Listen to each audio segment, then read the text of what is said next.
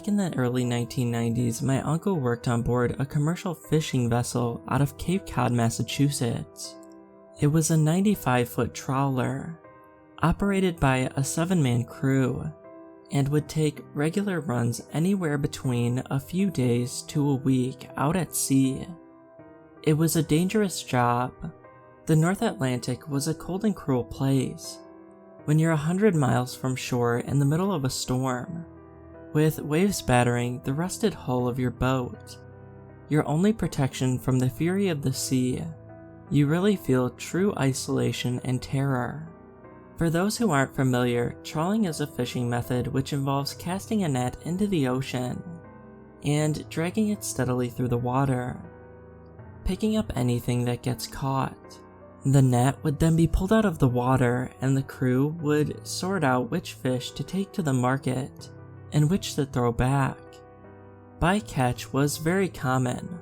Oftentimes, other animals would inadvertently get caught in the net, such as dolphins, seabirds, small sharks, seals, and sea turtles. Those would be released into the sea, but not without almost certainly being injured or killed by the net. It pained my uncle to see these creatures like this, but he was young and had to put food on the table for his new family. However, the ocean does not make it easy to do this kind of work. Commercial fishing was a risky endeavor. It wasn't uncommon for entire crews to die out there. That was a possibility that weighed on my uncle's mind every time a storm was brewing while he was at sea. One such trip finally made him quit, and to this day, the memory of his former friend and crew member still haunts him. It was supposed to be a short 3-day trip to bottom trawl for halibut. Being the dead of winter, the crew did not want to be exposed to the unpredictable weather for too long. The quote often goes, "If you don't like the weather in insert place, just wait 5 minutes and it will change." Everyone says this about their region, but the quote was first penned by Mark Twain, specifically about New England. The trip started on a brisk but sunny morning, but as the day went on, dark storm clouds gathered and stayed in the region for the entire duration. Out there, scattered showers pelted the crew and towering waves rammed and tossed their boat. The cold and the wet chilled their fingers to the bone, making a difficult job even harder. Then, they began to notice barnacles spreading across the hull, starting at the bow.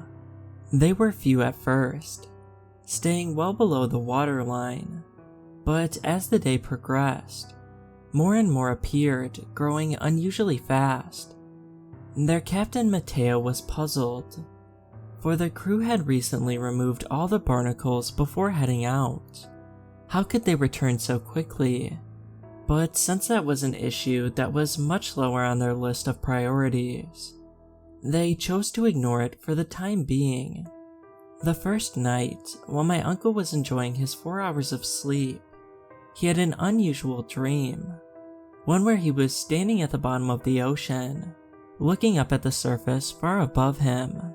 Though he was underwater, he was breathing perfectly fine. The light above was a pale pink-purple hue, shifting and pulsing with the flow of the water. All around, the carcasses of fish, squid, whales, and other sea creatures rained down in slow motion, leaving trails of bubbles in their wake. Then, the sea grew darker, enveloping him in a shroud of complete blackness. With it came a long, deep rumble in the distance, which caused his entire body to vibrate. The light coming from the surface faded, and right when the last inkling disappeared, he woke up. In the morning, he casually mentioned his unusual dream to the others, thinking nothing of it.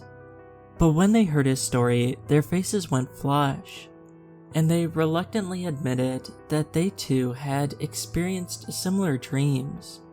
Though not exactly like my uncle's, they each saw their own version of it.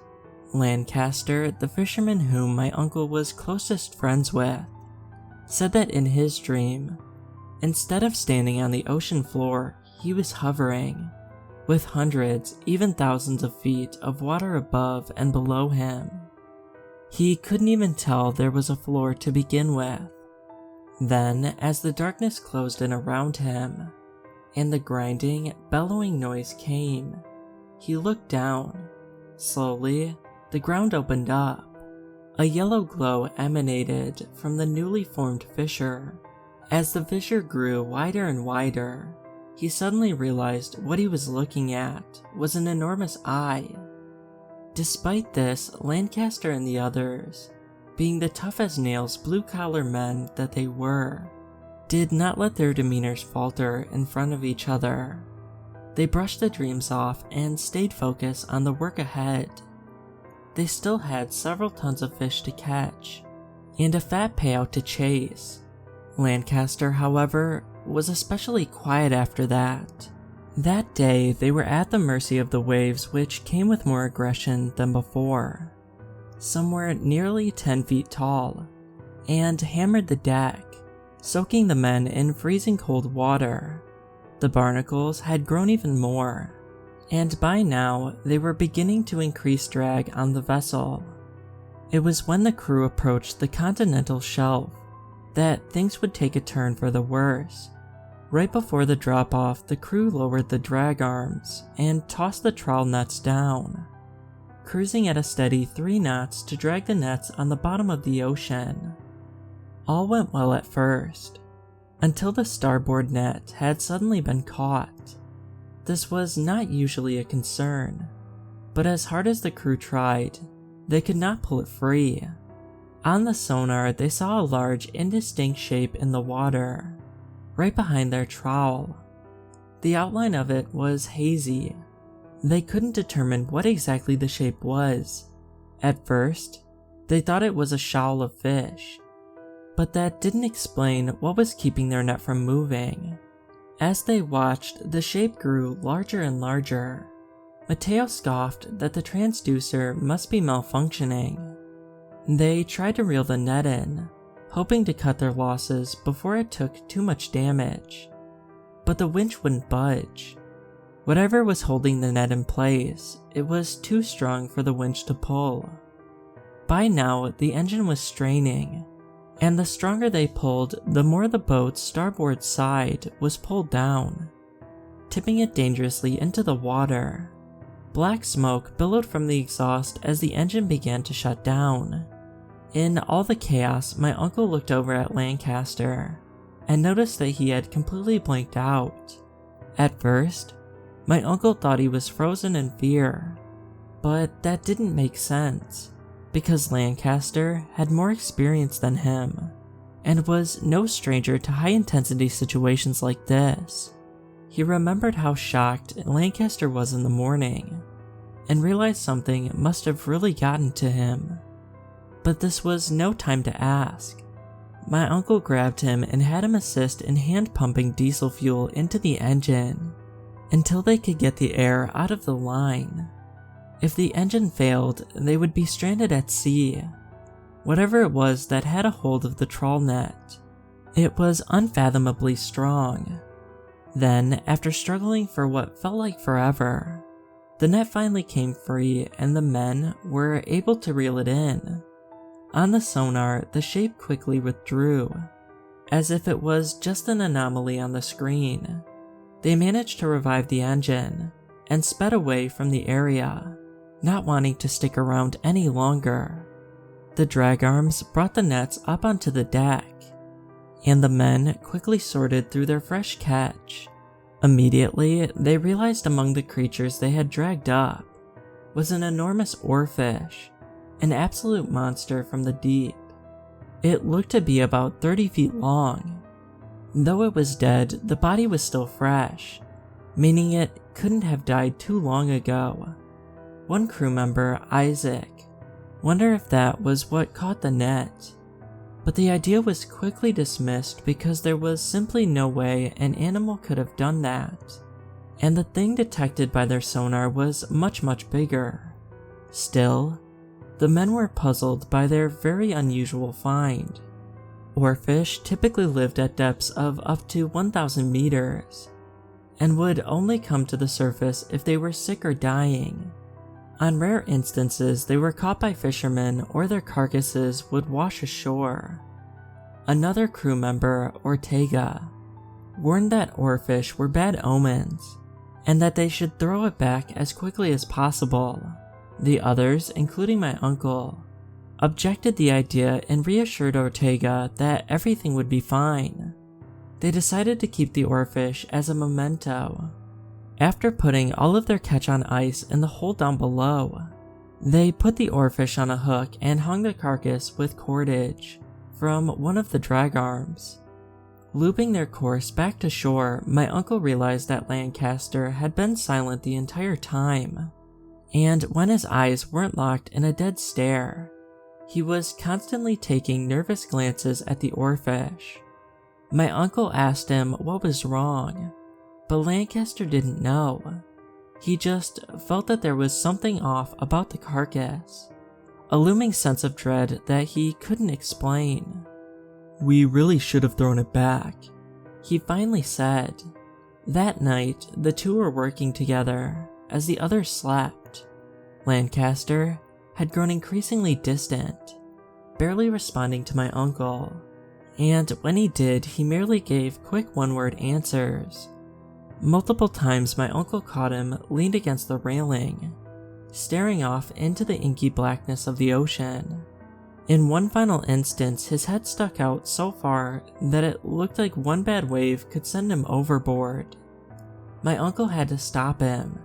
He grabbed Lancaster by his shoulder and demanded, "What has gotten into you?"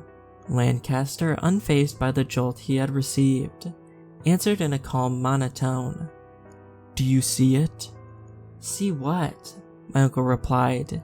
Lancaster's behavior made him finally admit that there was something deeply wrong with his friend. Maybe the sea was finally getting to him. Or was it something worse? He struggled to stop his mind from tumbling down the slope of possibilities.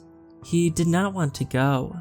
Lancaster simply continued staring, his gaze as empty as the endless void below them, as if to say that his silence was the answer. My uncle felt a chill run down his spine. He let go, afraid and unsure what to do. "Sit tight," he said, shivering.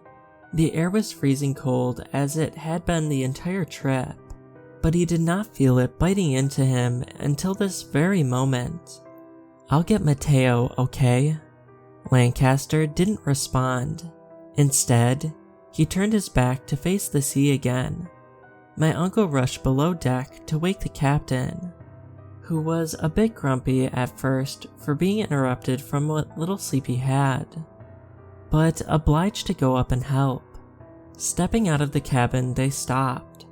Lancaster was gone. All that met them was the wet, limp body of the oarfish, swaying back and forth with the gentle rocking of the vessel. Its silvery scales reflected hauntingly in the pale yellow deck lights. Along its body was a massive gash, revealing its hollowed-out insides, completely void of internal organs, like an empty, discarded husk. They woke the rest of the crew, and soon all 6 men were desperately searching for Lancaster. They searched the entire vessel and shined their lights into the water in case he had gone overboard. Mateo swung the boat around, frantically scanning the water for any signs of him. Taking a closer look at the oarfish, their stomachs dropped when they realized it didn't look like something or someone had cut it open and gutted the carcass. It looked like something inside had torn its way out. Not taking any more chances, the crew cut the oarfish loose and tossed it overboard to be reclaimed by the sea. Following the disappearance of Lancaster, the Coast Guard led a massive search effort to find him. Sadly, they had to admit that judging by the conditions of the sea at that time of year, he would have died very quickly from hypothermia, shortly after entering the water. After that, scavenging marine life would have picked the body apart. Their only hope was to recover any human remains they could, any trace of him to bring back to his family. Sadly, nothing was ever found. My uncle expressed his condolences to the Lancaster family, and to this day, he deeply regrets leaving his friend alone on that cold night.